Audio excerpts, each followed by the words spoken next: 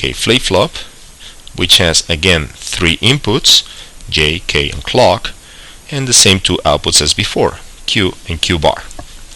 So this flip-flop over here behaves very similar to this one with a slight difference.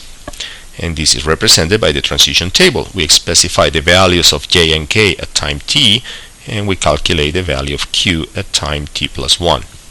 As in the previous case, we have 4 possible combinations: 0, 0, 0, 1, 1, 0, 1, 1.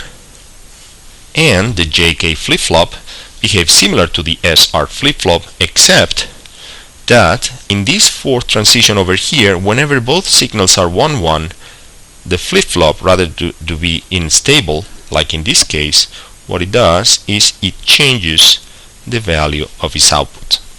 And the other 3 combinations are the same as in this case. With a 0, 0, the output remains the same. With a 0, 1, the output is a 0, and with a 1, 0, the output is a 1. Now, we should remember that these transitions, or these rules, apply when I have the values at the inputs, and very importantly, the clock makes a transition as a raising edge.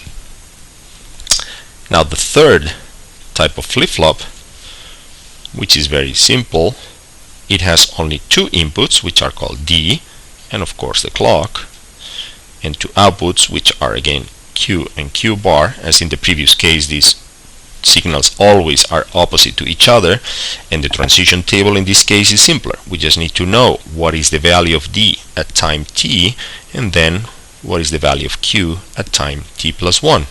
And this is the simplest of all transition tables.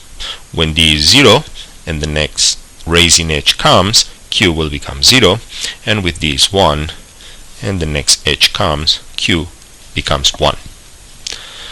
Now, out of these 3, clearly the easiest one to remember is this one, because we can say that in the D flip-flop, the output follows the input whenever the clock ticks. This case is also easy to remember if you think of S as representing set and R